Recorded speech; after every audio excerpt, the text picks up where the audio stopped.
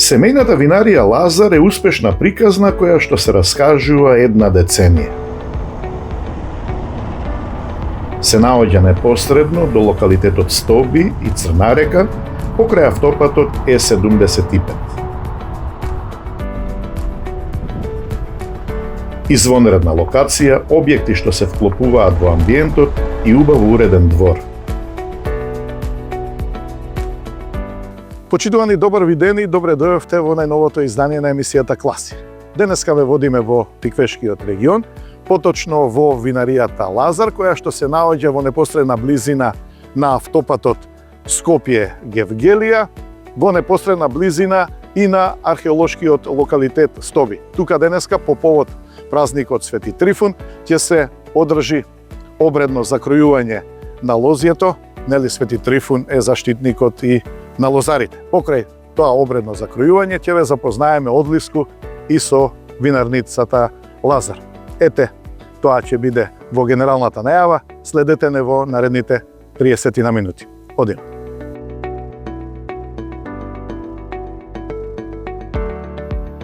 За тоа како се развивала винаријата низ годините, кој е нивниот концепт и стратегија за воиднина, разговаравме со оперативниот менаџер Александар Ристовски.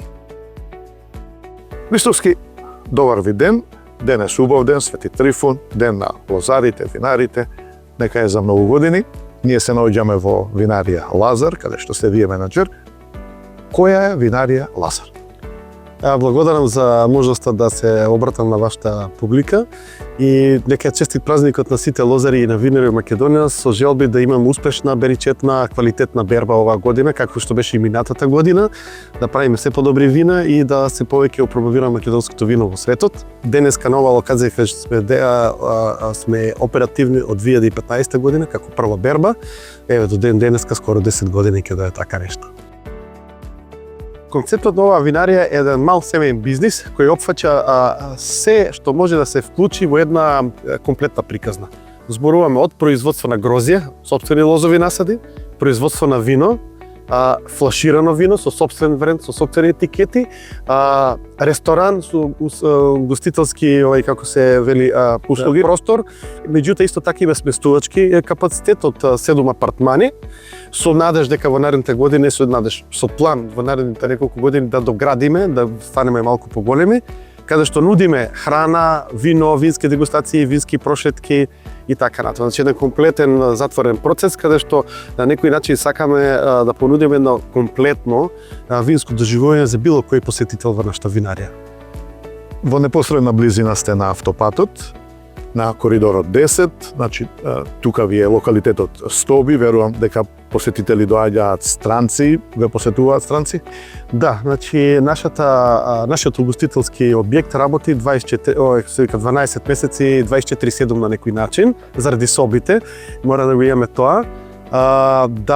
Посетени сме многу, значи имаме секоја година зголемување на бројот на гости, како дознава се повеќе за нашата винарија, за нашиот ресторан, се повеќе добиваме гости. Со тоа што имаме еден сезонски карактер. Сезонскиот карактер се означува, да речеме, од мај до октомври месец се повеќе странски гости, пролазници на автопат, посебно од Србија, Унгарија, така да речеме Средна Европа, Романија, додека во другиот дел, есенскиот и пролетниот дел, се повеќе македонски гости. Можам да кажам дека можеби 90% од нашите посетители се од Скопје. Иако не сме во Скопје, сепак близината автопатот 75 км до Скопје, ние добиваме гости од Скопје кои тука веќе се повратници, затоа што го согледаат квалитетот кој го нудиме. Квалитетот не само на виното, него и на храната и целокупното доживување кое тука ние го нудиме. Така да гости имаме преку цела година и со тоа што имаме сезонски карактер на бројот на гости од каде тие доаѓаат. Препознатливи сте? Иначе ние сме препознатливи во Македонија по неколку етикети, да речеме граше вина, во една стаклено шише со стаклен чеп, кој е посебен, да речеме, изглед на шишето и таков немаме некој конкурент, да речеме, на македонскиот пазар. Потоа имаме темјаника, како сорта на грозје постана најпопуларна во Македонија. Не знам од кои причини, мене лично не ми е омилена, меѓутоа таа е личен избор на крајот на краиштата. И виното Пино Гриджо, зборам за бели вина, а од црвените доминантни на пазарот ни се Еригон Куве, кој е купажа од овие сорти на црвено грозје, Кабарне, Мерло и Сира, и Кратошијата, која е една стара македонска сорта која нуди изворена квалитет и која се повеќе и повеќе го наоѓа местото не само во винариите, туку и кај конзументите, и во странство и во Македонија. Каква е моменталната состојба во винскиот сектор во Македонија? Има ли некаков напредок или е некоја статусква ситуација? Ја би го рекол, тоа е две страни на медалија. Така, значи имате една главна страна која во главно најчесто се гледа, таа страна е да речеме винарството, винариите, етикетите на вино на македонскиот пазар, квалитетот на виното, се поголем извоз на вино од Македонија во странство. И можам да кажам дека македонската винска индустрија е супер конкурентна во тој дел, во смисол на добар сооднос на цена квалитет кој го нуди на пазарот. Зборам генерално за целата индустрија. Од добро маркетички подкрепена, се повеќе има резултати со извозни моменти и на македонскиот пазар. Многу тешко влегуваат странски винари во Македонија затоа што македонската понуда е многу добра. Така би го рекол тоа. Винариите се супер модерни. Значи најнова технологија, можам само да кажам дека можеби неколку мали приватни семејни винари се уште не се стигнати до ниво да бидат опремени со сите нишани, што би се рекло, меѓутоа поголем дел од винариите нема нешто што го нема, да го има во западноевропски, значи има од модерни преси, модерни танкови, француски бочви за чување на вино и однежување, затоа што Македонија нема производство на некој начин, па француските се, да речеме, најпрестижните во моментот. Додека од другата страна имаме ситуација да интересот на лозарите за производство на грозје се повеќе опрега. Секоја година ние помалку грозје произведуваме. И тоа веќе мислам дека станува еден проблем за винариите, затоа што ние имаме одреден број на винари кои се големи системи, кои зависат многу од откуп на грозје од приватни, не можат сами самостојно да произведат грозје. Се намалува бројот на лозови површини, се намалува производството на грозје и тука нешто ќе треба нешто да се превземе за да се смени таа слика, затоа што ако така продолжи за неколку години ќе имаме празни винари и нема од кај да ги полнеме. Така. Дали тоа значи дека големите винари и откупувачите, генерално откупувачите на најголемите количини на грозјето, треба да обрнат малку поголемо внимание на откупната цена? Секако. Значи, откупната цена долги години беше, да речеме, запоставена. Последните 3 години би рекол дека се движи во некоја попозитивна наслука, има некоја одреден зголемување на цените, која нуди една, да речеме, предомислување, но кои веќе решиле да се има да ги мотивираат. Да речеме, ајде ќе биде подобро и уште една година пробам, уште една година така натаму. Мислам дека тој момент веќе се осеќа, меѓутоа она што се деси претходно, минатите не знам 15 години, беше стварно пониска цена на грозјето, не толку атрактивна, меѓутоа беше и трансформација на македонскиот сектор. Македонија продаваше многу наливно вино, кај што мораше биде многу ниска цена, тие што произведува наливно вино бара квантитет на грозје, не и квалитет. И сето тоа направи еден мал дисбаланс на, да речеме, на тоа што треба да се произведе и како треба да се произведе за одредени, да речеме, квалитетни структури на вино. Меѓутоа, од друга страна, големиот проблем што ја мислам дека, пошто јас сум лозар, имам собствени лози нас се веќе 25 години, сум самостоен собственик на лозов насад, како наследив од татко ми. Имам 2,5 хектари лозов насад и не сум се откажал ни еден момент, да речеме, не ти жалам за моментот кога сум одлучил да бидам лозар, меѓутоа лозието ми е како еден вид на споредна активност, иако се 2,5 хектари се снаоѓам некако со семејството дома.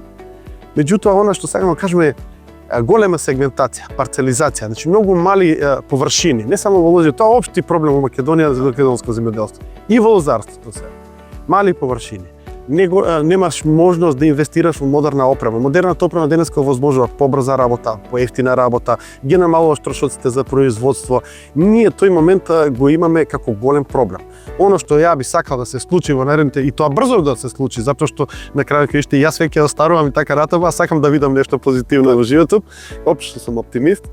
Да се случи некоја промена во смисла на укрупнување на парцелите, каде што ќе има можност да инвестират во модерна опрема која ќе ви намали трошковите за производство и да имате поголем профит на крајот на денот. И да цената на грозјето ќе требаше малку да расте, тоа секако е, и тоа зависи од цената, тоа зависи од таа цена која постигнуваме на пазарот.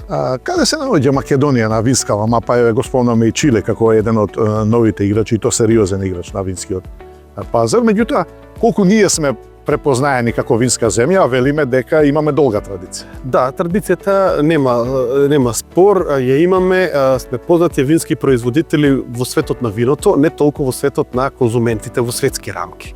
Мала држава не може да си дозволи толку широки промоции, нити имаме толку големо производство па да можеме да финансираме огромни промоции низ цел свет. Меѓутоа, дефинитивно последните 15 години се случува голем да речеме напредок по тој дел, за македонските винари интензивно се промовираат во целиот свет на разни саеми. Да речеме Мундус вини во Германија ќе бие следниот месец, пред некој ден заврши Париз, таму беа неколку винари, онака како здружение на винари. Други саеми се прават помали настани. И сето тоа вродува кон тоа да Македонија препознатлива, а една друга работа која малку ни дува во грб или во едрото да не понесе малку побрзо, а ние треба да го искористиме тоа. Тоа е дека се повеќе во Европа, зборам за богатата Европа во смисла на Англија, Франција, Германија, скандинавскиот дел, Бенелукс државите, кај што нема сопствено производство, па нема, значи тие баш има гајле од кај виното, само да е добро, квалитетно и да има соодветна цена за тоа. Таму се случува дека им се досади малку од традиционалноста на француско, италијанско, шпанските региони, сорти и структури, или да речеме квалитет, стилови на вино кои ги прават тие. Се бара нешто ново, автохтоно, нешто поинтересно од источниот дел, југоисточниот дел на Европа. И тука се повеќе добиват, да речеме, како интерес стануваат Македонија, Србија, Бугарија, Романија и некои други земји, сега да ги набројам, тука од нашиот регион. Зборам за овој регион кој е јужно европски, затоа што, да речеме, северниот дел, Полска, Чешка, Словачки, баш и немаат услови за производство. Да, верно. Добро, одредени автохтони македонски сорти може ли да бидат еден дополнителен импулс за поголема посета, например, на претежно на странски посетители, а истовремено па и ние да ни овозможува нас да имаме и поголем извоз и пристап до странскиот вински пазар. Видите, тука имаше, да кажам, се случија многу големи промени во македонска винска индустрија, во зависи од како мислиме дека треба да биде уеднена. Така во почеткот на првите години, таму првите 10 на 15 години по самостојувањето, се дигна една политичка, или тоа беше политичко-економска одлука, да речеме, поддржана од државата сериозно, со треба се менуваат старите сорти на грозје, така наречени автохтони типот на кратошија, вранец, темјаника, станушине и другите. И треба се менуваме со модерни, затоа што светот бара модерни. Тргнавме ние нагло да ги менуваме сортиментот со шардоне, со ризлинг, со мерло и така натаму. За 15 години после тие интензивни, да речеме, промени, се сврти работава дека странците не бараат мерло од Македонија, бараат картошија, вранец, така, евентуално некоја друга сорта. Меѓутоа, повторно има една друга работа да секој пат имате многу обични конзументи на вино, кои пијат добро вино, а не ги интересира што се, како се, што има внатре. Читате некој бренд, пример, не знам, во нашата ситуација се случува, да речеме, тоа е етикетата Еригон. И Еригон на Лазар е супер, меѓутоа самиот конзумент не го интересира од што е направено, кои сорти на грозје. И такви ги има многу, значи поголем дел на конзументи кои се така, да речеме, не се љубители, па одат у детали, истражуваат, барат и така натаму, а тие се поголем дел од конзумацијата кога ќе земеш процентуално колку тие конзумираат. Така да мора да имате и едното и другото, сакам да кажам. Треба да имате сорти на грозје кои, да речеме, лесно се препознати, шардоне во цел свет, некој не знае што, ама шардоне е сигурна работа, мора да е добро. Американците имат и се една изрека, малку така, да речем, како една вид на шега е во рестораните во Америка последните 10 години, што ќе порачате кога ќе понуди келнерот или сомелиерот на ресторан, во тој случај муштеријата знае да каже ABC, anything but Chardonnay. Било што, само да не е Chardonnay, стана досадно. Па доди Sauvignon да биде интересен, иако Sauvignon па претходно никој не сакал. И така некои автохтони сорти за кои ќе треба повеќе време, препознатливост, запознавање, за да станат, да речеме, лесно препознатливи од обичен клиент. Така да речеме, таа приказна се случи со Темпранило од Шпанија пред 15-20 години, кога започна интензивно да ја промовират као сорта локална шпанска, и сега веќе берат, да речеме, плодовите од тоа што го инвестираме тогаш. Ние тоа го правиме веќе пар години како винска индустрија, не само како винарија, зборам за кратошијата, зборам за вранецот, темјаниката Па и да речеме и грашвината до некаде, иако грашвината сорта на грозје која се одгледа на Балканот, сите држави со различно име. Али тоа не е спорно. Меѓутоа, она што не ни е искористено, имаме огромни услови да направиме една винска приказна, вински туризам комплементиран со сите други богатства кои Македонија може да ги понуди на еден скап купувач. Зборам не за млади кои брзаат на плажи, на журки, на дискотеки. Зборам за луѓе кои тие работи ги побирале у животот. Зборам за луѓе кои имаат 40 плюс и барат некој друго искуство. Сака да ужива. Значи имаме историја, имаме стари антички градови у Македонија на многу локации, не се добро спремени, не се така добро, да речеме, конструирани да привлечат поголемо внимание и интерес. Има простор, треба да се работи на тоа.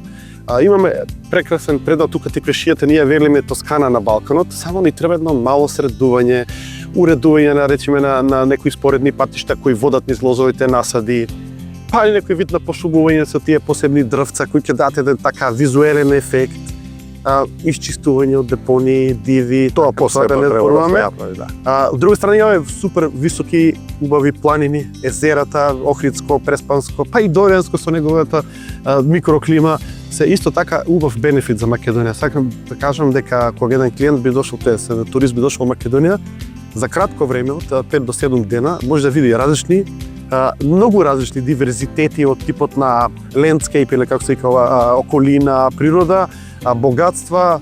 Секако тука сметам дека ние македонци сме многу гостолюбив народ и тоа И гастрономија. тоа е толку многу потврдено од многу гости кои ни били тука, така да јас сега самиот сум свесен дека сме ние такви. Тоа го имаме, само треба да го искористиме. А тоа, кога тоа ние би го постигне, ја мислам дека ние сме направиле вистинската работа.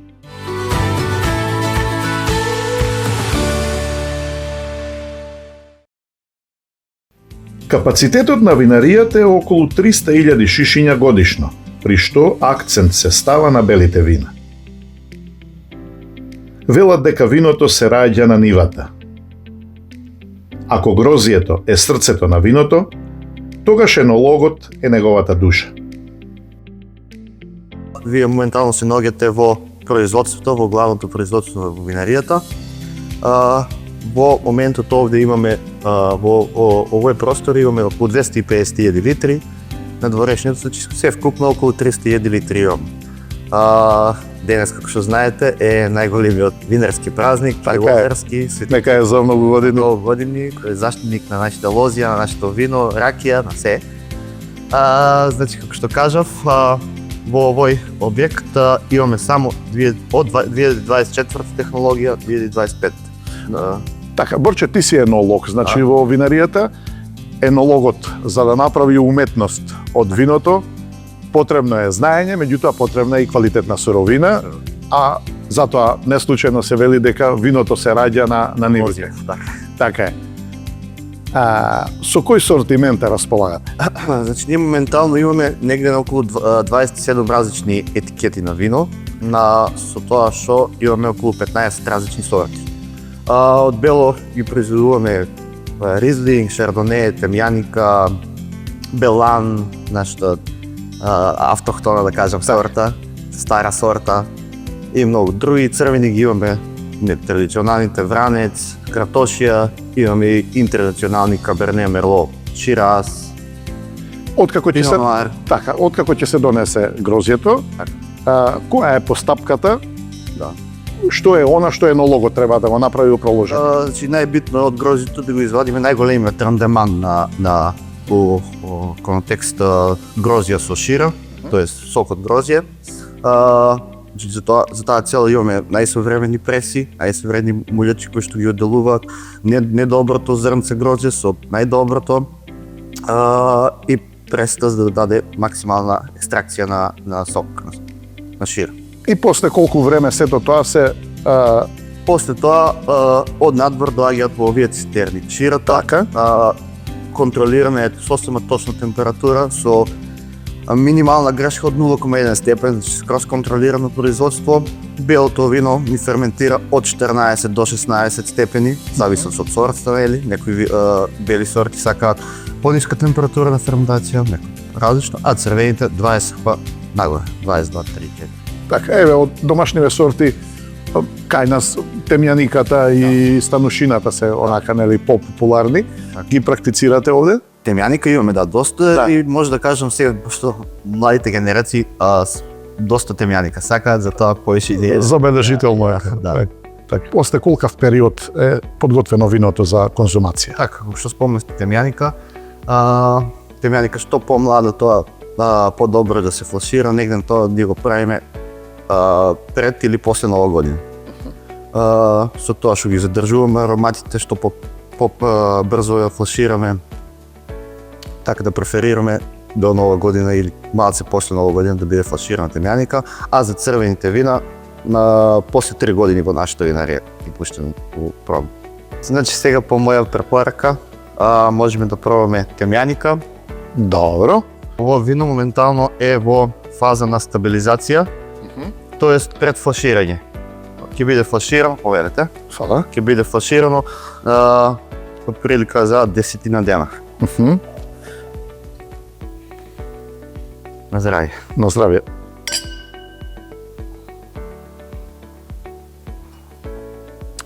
Да, ова е цветно, ароматично. Точно така. Да. Како што може да забележите, без остаток на шеќер, свежи киселини има виното. Енологот многу често го прашуваат кој е твојот фаворит од вината. Па еве јас сега би те прашал кој е вино онака го издвојуваш еве како собствен трофеј например. Па добро, сега според секој енолог или црвеното вино имаш можност за различни созревања во буре 2-3 години после во шише, така да црвеното е дефинитивно фаворит. Може да кажам нашиот вранец, македонски вранец, или од интернационалните Каберне и Мерло. Тие може и да правиш купажи, може и да се озреваат долго. Така. Еве, кога станува збор за одредени комбинации, колку во тие комбинации доаѓа до израз знаењето на енологот? Пак се кажам во купажите. Да. Да го најдеш соодветниот сооднос, тоест процентуално кој вино со која треба да го даде максималниот. Така, кога доаѓаат конзументите, се чувствува разлика помеѓу домашниве конзументи и странците во однос на нивното побарување? Да, да ви кажам искрено, странците ги обожаваат нашите црвени вина, посебно картошијата и врајецот. И сега и ние имаме доста извоз во странски земји. Странските земји се презаситени, нели, со Пино Ноари, со Шердовеа. Поише го бараат нашата Смедеревка, Вранец. Па добро, тоа се традиционални сорти по кои е препознатливо. Македонија практично се разликува од другите и веројатно сакаат да вкусат она што е автохтоно. Така е, точно. Што сема логично. Исто така ние сме доста познати по производство на пенливи вина, по шармат технологија, тоест да кажеме некој начин просеко технологија. Тоа е втора ферментација, му е во автоклави, не во шише како традиционалниот шампањ. Така. Значи во овие две цистерни произведуваме исто квалитетно пенливо вино. Претпоставувам дека во меѓувреме тука забележав и одредени награди што сте ги добивале. Посетувате сигурно сајами, фестивали. Точно. Најчесто одиме на надпревари во Германија, има исто на Балкан, International Balkan Challenge, а на сајами скоро сега сме присутни. Препознаени сме како винска земја? Моментално мислам дека одиме во тој смер, не доволно позната, ама со овие сајами, со овие настани, добар пат сме. Така. Значи сме винска земја што допрва треба да се открие. Допрва треба да се открие. И откриваат. Добро е што е. Пијачи ја откриваат. Така е. Добро, од оваа просторија ќе се симнеме долу во барикот, кај што се барик бурињата, па таму ќе разговараме малку и за црвените вина. Може? Ај. Може да одиме. Оваа просторија имаме околу 120 буриња. Барик. Од каде ги набавувате буриња? Француски, сите наши. Француски? Да. Зани вела дека се најквалитетни. Најдобри, така е. Да. И од Америка се носи. Па имаме некои комбинација амерички со француски, да. Од medium toast, heavy toast, значи medium plus најчесто ги користиме. тостирани. Која е она финеса што дабовото буре му ја дава на виното? Кремаста структура ќе бидете вино, тутун, ванила, чоколадо, се зависи од печењето и од видот на дабот. Така. Значи во оваа просторија, пошто сме наоѓаме негде околу 6-7 метри под земја, имаме контролирана температура, лете, зиме, околу 16 степени, плюс минус 1 степен, и влажност на воздухот 80 до 82%. Тоа се значи идеални. Идеални услови за барик. Така. Пошто знаете, ако е сув воздухот, се слуша и дрвото, па пие поише вино, ако го одржаваме влажно дрвото, и со тоа и... Еве да речеме едно буре, Да. после колку години ја завршува својата функција? Така, значи, некои сорти на вина, како што е Пино Ноар, ние никогаш не ги ставиме во прва употреба на барици. Секогаш втора или трето полнење. Со тоа што до 3 полнења ги користиме бурењето ние. Вранец, Каберне, Мерло ги ставаме во чисто нови бурења. Сметаш ли дека улогата на енологот е поголема кај црните вина? Сметам, да. Да? Дефинитивно, со црвеното вино можеш да манипулираш, можеш да го зрееш, можеш да правиш различни комбинации. Така. Може да пробаме? Може, обавезно. Ајде да видиме. Тално ќе пробаме сира од 2023 година, берба, а полното е во 2024.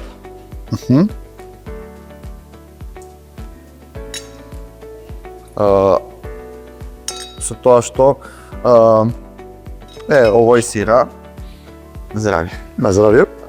Здрави живи. Овој сира ќе зрее сигурно уште година и пол, две, се зависи од... Ние редовно се ги пробуваме виното, кога ќе одлучиме, кога да ги вадиме тогаш. За време никогаш не се знае.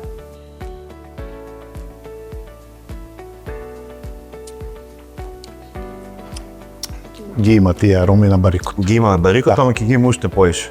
Така, колку време рековме дека е овде? Од 2024-та. Значи втора година. Втора година почнува. Видите сега, некои сорти ги држиме и до 3 години, некои 4, па после обавезно побитно кај нас е созревањето во флаш. Така. Тогаш виното се заокружува, ги добива својата природа, како кажам. Околу 30% од виното го произведуваат од нивните лозови насади, а 70% го откупуваат грозието од нивни кооперанти. Нивна интенција е во наредниве години да ги зголемат површините со сопствени лозија, при што да го зголемат производството и на црвени вина. Свештеникот со молитва го благословеше лозието за богат род. Владичица наша Богородица, и секогаш Дева Марија и светиот маченик Трифон, чиј спомен го празнуваме на сите твои свети. Господи помилуј, Господи помилуј, Господи помилуј. Слава Отцу, Сину и Светому Духу и пристои во веки веков. Амин. Отче наш, кој си на небесата, да се свети името Твое, да дојде царството Твое, да биде волјата Твоја. Спаси, Господи, људи Твоја и благословено. Молете сјако Господу, помилувате сја душам на... Традиционалното закројување по повод празникот Свети Трифун се изврши на малата парцела со лозје веднаш до винаријата. Чинот на закројувањето е ритуал на заедништво и вера во плодноста.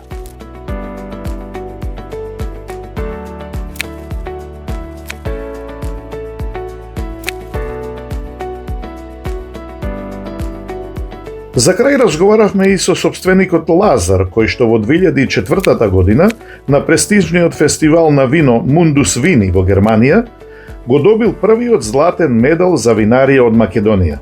И тоа за неговото вино Шардоне, тогаш под брендот Фонко. Христов денеска е убав ден, Свети Трифун, се закројуваше лозје, честитки и до вас и до сите лозари. Вие долго време сте во винскиот сектор и после се што сте поминале низ годините, која е вашата констатација? Генерално, винарството во Македонија е многу напреднато последните години, многу е модернизирано и стануваме една земја можда не со квантитет, али со квалитет, се подобри и препознатлива по цел свет. Така. Значи, констатацијата е генерално дека имаме се поквалитетни и поквалитетни вина. Значи, тоа би требало да биде мотив и за другите винарници, меѓутоа и производителите на грозија да продолжат во сето тоа? Така е, производителите на грозје, ние имаме одлични производители на грозје со традиција, фамилии, значи и нив не може да му замеруваме, они не пратат со квалитет и ние садиме нови насади и е денеска на овој голем ден празник, ние традиционално секоја година ги закриваме лозјата и нели Свети Трифун да ни даде убава берба, Амин. Амин. квалитетна и така натаму. Амин, еве и јас од срце посакувам и вам и на сите лозари добар род оваа година. Гледам тука си имате и прослава. Така е, денес славиме, тука сме, видовте и кај нас више трета генерација во винарството, Так. влегува, они почнуваат да работат, внесуваат нова сила, нова енергија. Ми беше задоволство, ви И посакувам мене убав исто. ден, И- честит празник и може сега да си уживате со гости. Фала ви многу, изволите и вие да поставите. Благодарим. Празникот Свети Трифун е празник на заедништво и колективна надеж за добар род.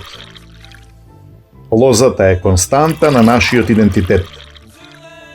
Македонските вина се милениумска традиција и културна меморија. Тие се мост кон светот и нашиот најголем амбасадор.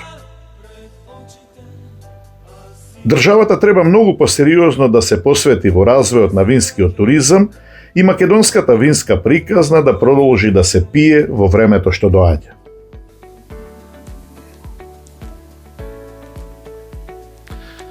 На Свети Трифун, рано наутро, лозарите тука во Тиквешијата доаѓале на лозијата да ги закројат, ги полевале со едно шише вино, но со благослов.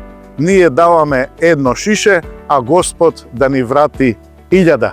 Ете со една ваква желба и ние им посакуваме успешна родна година на лозарите, а на нашите добри домаќини од винаријата Лазар им посакуваме исто така успешна година, да имаат произведено што повеќе квалитетно вино, меѓутоа истовремено тоа вино да успеат и да го продадат.